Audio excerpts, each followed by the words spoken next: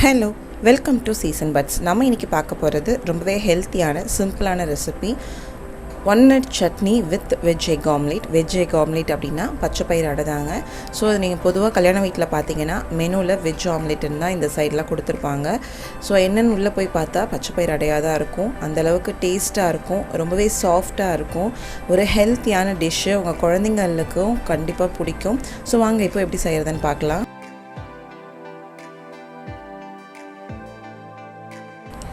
பச்சை பயிரில் ஏகப்பட்ட ப்ரோட்டீன் இருக்குது. ஸோ இப்போ நம்ம ஒரு கப் பச்சை பயிறு எடுத்துருக்கோம், முழு பச்சை பயிறு. அதை நம்ம நைட்டே ஊற வைக்க போகிறோம். தண்ணி ஊற்றி நீங்கள் ஒரு 8 hours நல்லா ஊற வைங்க. உங்களுக்கு சாஃப்டாக கிடைக்கணும் அப்படின்னா நம்ம மினிமம் 8 hours, 6 to 8 hours நம்ம நல்லா ஊற வைக்கணும். ஊற வைக்கிறதே ரொம்ப லாங் ப்ராசஸ்ன்னு நினச்சிங்கன்னா நம்ம காலையில் எழுந்ததும் ஹாட் வாட்டரில் ஒரு 4 hours நல்லா ஊற வச்சுட்டு அதுக்கப்புறம் கூட ரெடி பண்ணலாம். இப்போது பச்சை பயிர் நல்லா ஊறிருக்கு. நான் தண்ணியை நல்லா வடிகட்டிட்டு தான் காமிச்சிருக்கேன். ஸோ பார்த்திங்கன்னா நாங்கள் 8 hours மேலேயே ஆயிடுச்சு. அதனால் தண்ணியை வடிகட்டி வைக்கும் போது உங்களுக்கு லைட்டாக முளப்பும் வந்திருக்கு. ஸோ நீங்கள் முளைக்கட்டின பச்சை பயிரில் கூட அடை சுட்டு கொடுக்கலாம், ரொம்பவே இன்னும் ஹெல்த்தியாக இருக்கும். ஸோ இதில் நம்ம பச்சை பயிரை தவிர வேறு எந்த அதர் இன்க்ரீடியண்ட்டும் சேர்க்கலை, அதாவது மாவு மாதிரி நம்ம எதையும் சேர்க்கலை. ஸோ இது கம்ப்ளீட்டே ஒரு ஹெல்த் பேக்காக தான் இருக்கும். உங்களுக்கு டைம் இருந்தால் நீங்கள் முளைக்கட்டி கூட நீங்கள் அடை சுட்டு கொடுக்கலாம், ரொம்பவே டேஸ்ட்டாக இருக்கும். இப்போது அரைக்கிறதுக்கு நம்ம மிக்ஸி ஜாரில் நம்ம ஆல்ரெடி கழுவி எடுத்து வச்சுருக்க பச்சை பயிரை சேர்த்துக்கலாம். நீங்கள் கொஞ்சம் கொஞ்சமாக போட்டு அரைக்கிறதுனாலும் சரி, இல்லை பெரிய ஜாரில் போட்டு நம்ம மொத்தமாகவும் அரைச்சிக்கலாம். ஸோ நம்ம கம்மியான குவான்டிட்டி தான் எடுத்துருக்கோம். இப்போ நம்ம பச்சை பயிரை ஆட் பண்ணியாச்சு.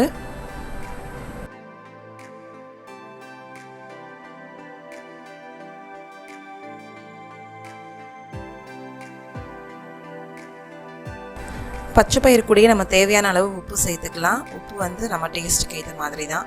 கொஞ்சம் உப்பு ஜாஸ்தி ஆயிடுச்சுன்னா உங்களால் அடையை சாப்பிட முடியாது. அதனால் அதுக்கு ஏற்ற மாதிரி உப்பு சேர்த்துட்டு கூடவே காரத்துக்கான பச்சை மிளகாய், காரமும் நம்மளோட வீட்டில் இருக்கிறவங்களுக்கு ஏற்ற மாதிரி நீங்கள் பச்சை மிளகாய் சேர்த்துக்கோங்க. அவ்வளோதான். இப்போது நம்ம எல்லாமே சேர்த்தாச்சு. இப்போ இந்த மூணுத்தையும் நம்ம நல்லா நைஸாக ஃபைன் பேஸ்ட்டாக அரைக்க போகிறோம். ஸோ உங்களுக்கு பச்சை பயிறுன்றதுனால ரொம்ப ஃபைனாக இல்லாமல் லைட்டாக உங்களுக்கு குறைன்னு இருக்கணும்னாலும் நீங்கள் அந்த மாதிரி அரைச்சிக்கலாம்.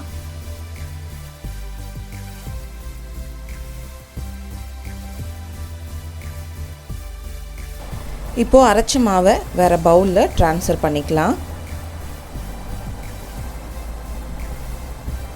கூடவே நறுக்கின வெங்காயம் நல்லா க்ரஷ் பண்ணி சேர்த்துக்கோங்க.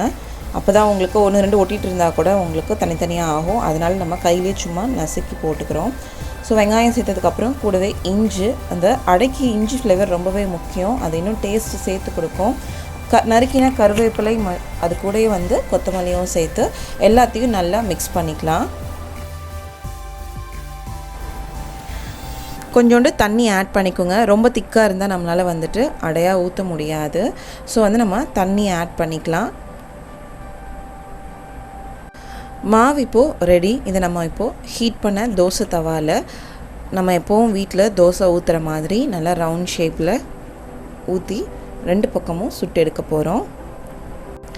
உங்களுக்கு இது பச்சை பயிறுன்றதுனால நம்ம தோசை ஊற்றுற மாதிரியே எதிர்பார்க்க முடியாது. ஏன்னா நம்ம எந்த ஒரு எக்ஸ்ட்ரா இன்க்ரீடியண்ட்டும் சேர்க்கலை.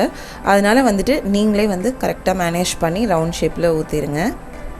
ரொம்ப திக்காக ஊற்றுனீங்கன்னா உங்களுக்கு ரொம்ப நேரம் ஆகும் வேகிறதுக்கு. அதனால் நம்ம ஊற்றும் போதே நல்லா மெலிசாக வர மாதிரி ஊற்றிட்டீங்க அப்படின்னா அவங்களுக்கு சாப்பிட்றதுக்கு நல்லாயிருக்கும்.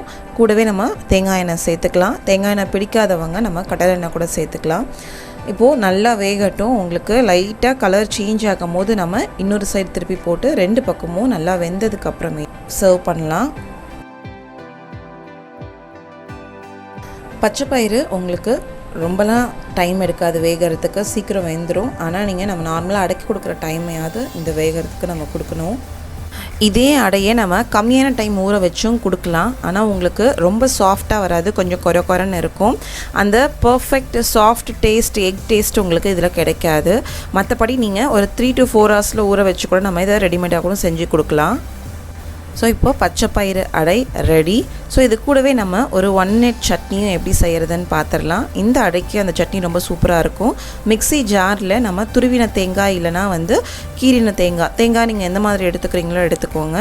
ஸோ இப்போ தேங்காய் ஆட் பண்ணியாச்சு.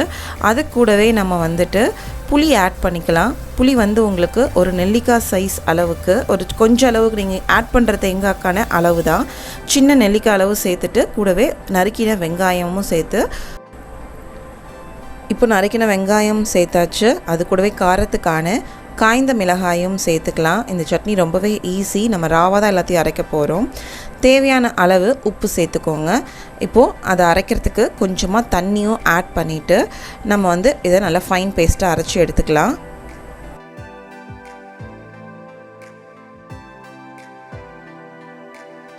இப்போ சட்னி நல்லா ஃபைன் பேஸ்ட்டாக நம்ம அரைச்சாச்சு.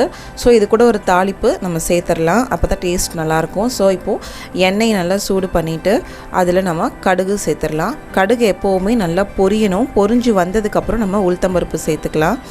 உளுத்தம்பருப்பும் லைட்டாக கலர் சேஞ்ச் ஆகும் போது நம்ம அடுப்பை ஆஃப் பண்ணிவிட்டு கூட கருவேப்பிலை சேர்த்துக்கலாம். கருவேப்பிலையும் சேர்த்துட்டு நல்லா பொரியும் போது அதை அப்படியே நம்ம அரைச்சி வச்சுருக்க சட்னியில் வந்து ட்ரான்ஸ்ஃபர் பண்ணிடலாம். இப்போது சுவையான 1 மினிட் சட்னி வந்து உங்களுக்கு ரெடி. ஸோ இது வந்து போண்டா, தோசை எல்லாத்துக்குமே சூப்பராக இருக்கும். எல்லாருமே விரும்பி சாப்பிடுவாங்க. கண்டிப்பாக ட்ரை பண்ணி பாருங்கள். இந்த ரெசிபி உங்களுக்கு பிடிச்சிருந்ததுன்னா மறக்காமல் நம்ம சேனலை சப்ஸ்கிரைப் பண்ணுங்கள், ஷேர் பண்ணுங்கள், கமெண்ட் பண்ணுங்கள். உணவே மருந்து, மருந்தே உணவு, அதுவே நம் பாரம்பரியம். தேங்க்ஸ் ஃபார் வாட்சிங் திஸ் வீடியோ.